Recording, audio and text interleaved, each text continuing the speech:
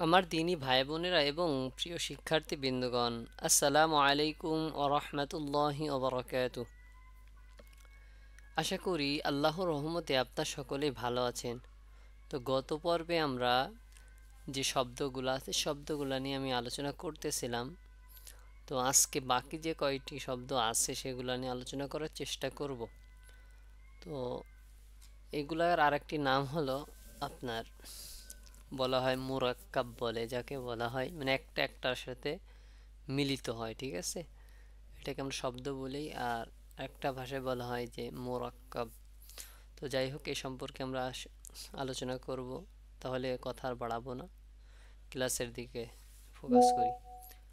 আউযু বিল্লাহি মিনাশ শাইতানির রাজিম। বিসমিল্লাহির রহমানির রহিম। আমরা গত পর্বে এই যে লদ লাম পর্যন্ত শিখছিলাম, আজকে আমরা এখান থেকে শুরু করব, ঠিক আছে? যতটুকু যায়। আমরা যে হরফটি দেখতেছি এই হরফটির নাম হলো ত। এই হরফটির নাম কি? ত। দেখেন, যারা হরফের ক্লাসগুলো করছেন এবং সংক্ষিপ্ত রূপ নিয়ে যারা ক্লাস করছেন তারা কিন্তু অবশ্যই দেখলে পারবেন। আমি একটু রিকোয়েস্ট করতে চাই, যারা ক্লাসগুলো দেখেননি, হুট করে এই ক্লাসে জয়েন্ট করে ফেলছেন, তো তাদেরকে বলতে চাই আপনারা বিগত যে ক্লাসগুলো হয়ে গেছে আমাদের সবগুলো ক্লাস দেখে ভিডিওটা দেখেন, তাহলে আপনারা অবশ্যই পারবেন।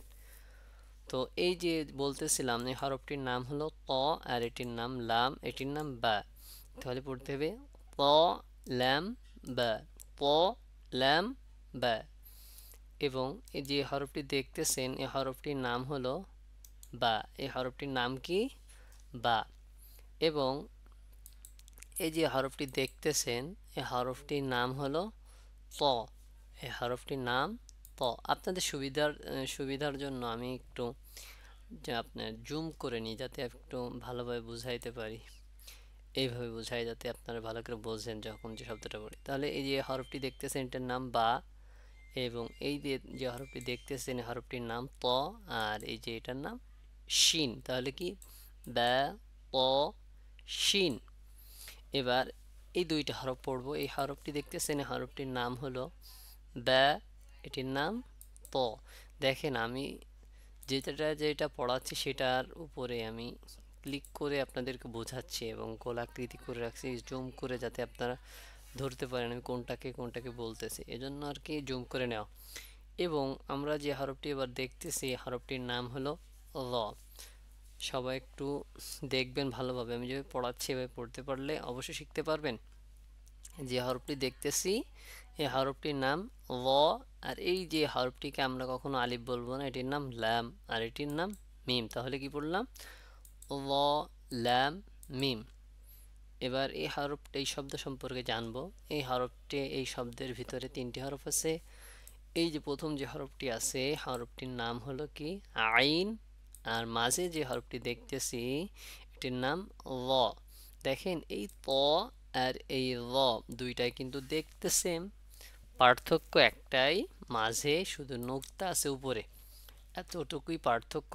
তাহলে কি পড়লাম? আইন, ল, মিম, আইন, ল, মিম। এবার এই শব্দ সম্পর্কে জানবো। এই যে প্রথম যে হরফটি আছে এই হরফটির নাম হলো হা। আমরা হার বৈশিষ্ট্য দেখে এসেছি এবং শুনছি, সেগুলা একটু ভালোভাবে দেখে আসবেন, তাহলে বুঝবেন প্রত্যেকটা হরফের বৈশিষ্ট্যগুলো নেওয়া যখন আলোচনা হয়েছে সেগুলো একটু দেখলে বুঝবেন। যারা এখনও বুঝতে পারতেছেন না তারা অবশ্যই ভিডিওগুলো দেখে আসবেন, তাহলে আমি যা বলতেছি একেবারে ক্লিয়ার হয়ে যাবে। এটার নাম হা, এটার নাম ফা, এটার নাম ল। তাহলে হা, ফা, ল। এই যে এই শব্দটি দেখতেছেন, এবার এটি নিয়ে আলোচনা করি। এই যে এই প্রথম যে হরফটি দেখতেছেন এটির নাম আইন, এবং মাঝে যে হরফটি দেখতেছেন এটার নাম লাম, মাঝে এবং শেষে যে হরফটি দেখতেছেন এটার নাম মিম। তাহলে কি হলো? আইন, লাম, মিম। এবং এবার যে মাঝের যে শব্দটি পড়তেছি এটা প্রথমটা মিম, এটার নাম আইন, এটার নাম লাম, এটা মিম। তাহলে কি হলো? মিম, আইন, লাম, মিম। এবং এই শব্দটি নিয়ে এবার আলোচনা করি। এই শব্দটির প্রথম হরফটি আছে ত, মাঝে আছে লাম, আইনে আছে লাস্টে, তাহলে কি হবে ক আই ত লাম আইন, তাহলে প্রথমটা কি হবে ত লাম আইন, ত লাম আইন। ভালোভাবে একটু প্র্যাকটিস করবেন, অবশ্যই পারবেন। এবার এই সম্পর্কে জানবে, শব্দ সম্পর্কে। প্রথম যে হরফটি দেখতেছেন এটির নাম গইন। দেখেন আইন গইন দেখতে কিন্তু সেম। এই দেখেন প্রথম দিকে এভাবে হবে, ঠিক আছে? একটা শব্দের প্রথমে আইন আর গইন এভাবে বসে, এটাকে কখনো হামজা বলা যাবে না। হামজা হলে কখনোই শব্দের সাথে মোরাক্কাব বা মিলিত অবস্থায় থাকতো না, এটা সেপারেট থাকতো এক কথায়। তাহলে এটার নাম গইন ল্যাম বা। এবং এটি দেখতেছেন এক দাঁতওয়ালা এবং নিচে আপনার দুইটি নুক্তা আছে, এটার নাম ইয়া। এটাকে আবার কে বা বলে বসবেন না, বার কিন্তু একটা নুক্তা থাকে, মাথায় একটু ভালোভাবে একটু ঢুকায়েন। এটার নাম ইয়া। এই যে গইন, দেখেন আইন গইন দেখতে একই রকম, এগুলো মাঝে বসে, ঠিক আছে? এই মাথাটা একটু ভালোভাবে দেখে রাখবেন, এরা মাঝে বসে, কিন্তু গইনের মাথায় নোক্তা থাকে এবং আইনের মাথায় কোনো নোক্তা থাকে না। তাহলে কি বলবো ইয়া গইন লাম বা, ইয়া গইন লাম বা। ভালোভাবে একটু মাথায় ঢোকানোর চেষ্টা করুন।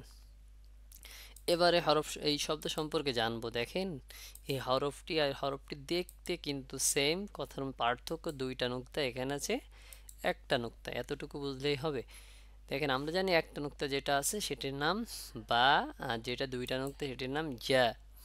আর এই যে মাঝে যে দাগটা দেখতেছেন এটা সেম দেখতে, এটার নাম লাম। এটাকে কখনো আলিফ বলা যাবে না, তাহলে এটাও লাম, কারণ আলিফ হতে হলে সর্বশেষে বসে অথবা প্রথমে বসে, আমরা এটা জানি। লাম মাঝে যখন এর যুক্ত বর্ণের সাথে থাকে তখন ওটি লাম থাকে, তাহলে এটার নাম লাম আর এটার নাম গইন। তাহলে কি বা লাম গইন। তো আজকের ক্লাস অল্প অল্প করে দিচ্ছি এই কারণে যাতে আপনারা ভালো করে বুঝতে পারেন। তো আজকে ক্লাসের পড়াই পর্যন্তই থাকবে। সবাই ভালো থাকবেন, সুস্থ থাকবেন। ওমা তৌফিকি ইল্লা বিল্লাহ। আসসালামু আলাইকুম ওয়া রাহমাতুল্লাহি ওয়া বারাকাতুহু।